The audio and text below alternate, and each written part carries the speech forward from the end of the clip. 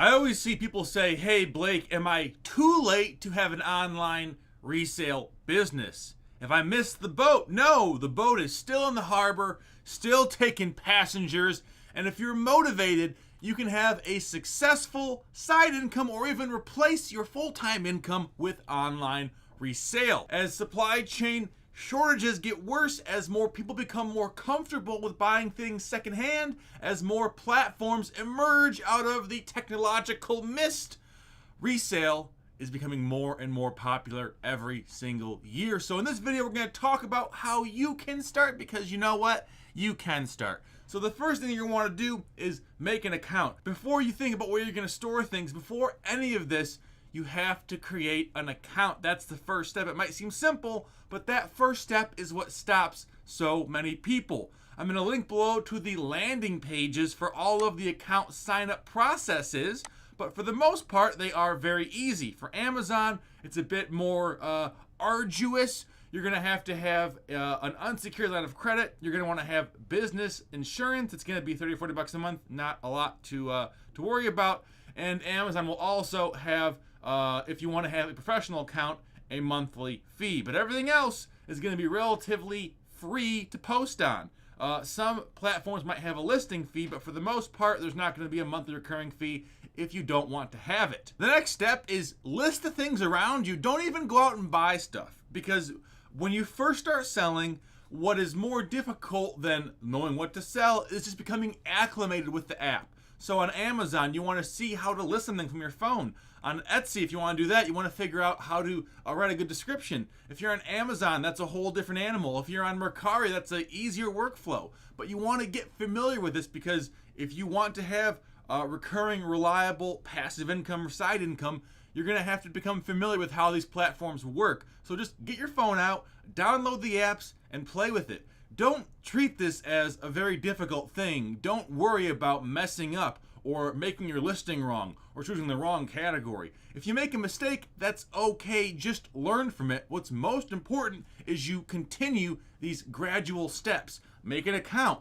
List something. Once you do that 10 or 25 times, that's when you'll become more knowledgeable, and you'll be able to look around you and see, oh, this is how much things cost in my area. Here's when I can really start scaling up my business. And that brings us to our next step, which is understand what a profit actually is. Again, these things might seem simple, but you have to visualize everything you see around you and all the stuff you list as potential profit. So a book will ship less than a giant Nintendo 64. A book on Amazon will have more fees than food items. There's tons of things like that you have to become well acquainted with. And so what I'd recommend doing is start off on one platform first. Let's talk about eBay or Mercari. Those are two very simple ones, so we'll go as if we were listing on those. My process for both platforms is I want to look up an item by its name, by the keywords I would use. Keywords are going to be something as simple as the model number or what it's being used for. So let's say I'm selling a VCR. I'll say Samsung VCR model number DF25 or whatever it is. If it's a Christmas stocking, I'm not going to say Briarwood Gray Fish Christmas appliance. I'm going to say Kids Shark Christmas stocking,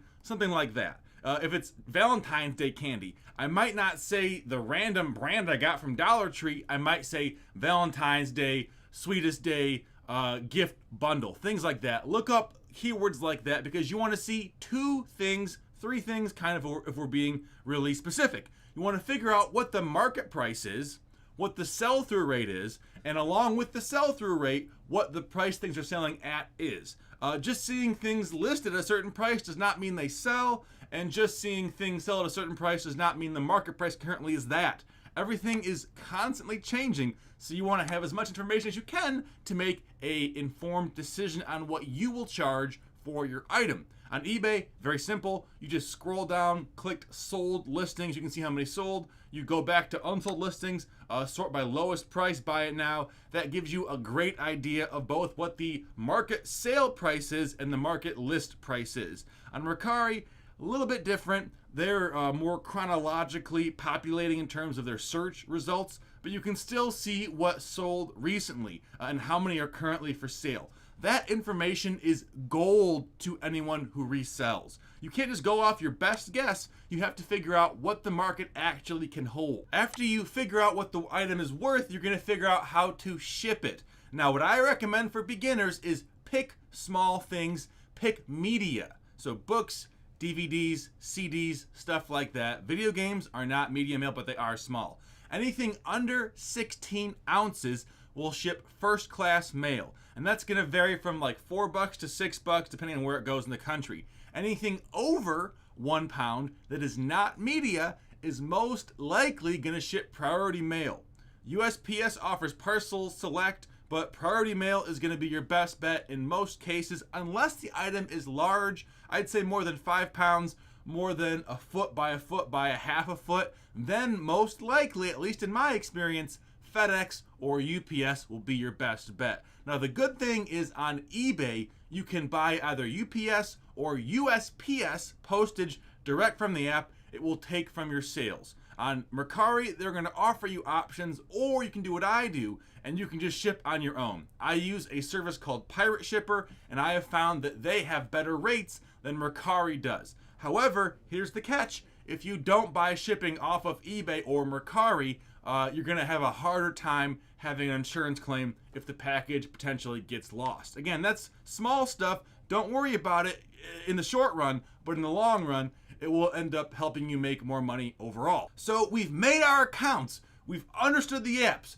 We've found our items, the price they're going to ship for, and how we're going to ship it. Once you've made that listing filled with rich keywords based on things people are looking for, based on pertinent information about the item, and it sells, then what? Well, then you ship the item. Ta-da! Look at all this stuff now. So quite literally, all I use to ship out stuff is boxes from Lowe's like this, bubble wrap I bought from Lowe's, and these bubble mailers I got from Walmart. These were on sale for like, I think 98 cents or 15 for a while. But if you don't want to spend money on shipping supplies, you can just find them for free in recycling bins. It's not difficult at all. But these are going to be the main types of things that you're going to have to ship. So this is the first thing. It's a kid's toy. It's a Fisher-Price kids remote. It sold for 20 bucks on Amazon. Literally, it just goes in here, and then on this side, I have the postage there. Very simple, very easy, not difficult to do. This is a plush doll, Chicago Bulls plush doll. I sold for 40 bucks. It just goes in a poly mailer like this, a plastic poly mailer. I bought it in a 1,000 pack on Amazon. You can buy a 10 pack or a 100 pack on eBay. Very affordable. I put it in here, and like plush stuff or t-shirts or anything that can bend without breaking will go in poly mailers just like this, and it only weighs a fraction of an ounce, so it's not making a large shipping cost. This right here, let me make sure I cover up all the addresses. There's a trading card in here. I put the trading card in a top loader in an envelope, taped it down, costs 53 cents a ship, very simple. And then finally, this is a cut to size box that I have a Blu-ray player in. So how do I do that? Well, all I do is I take a VCR like this guy that I sold right here, Panasonic PV945S. I give it 2 or 3 rolls of bubble wrap around the VCR to make sure that it's not gonna fall through the edge of the box. And then I put it in a box just like this. The trick though is you wanna make sure the box is pretty snug, and that's why I cut boxes down to size. To cut a box down to size, it is not difficult. You're gonna wanna tape one side of the box down, like so.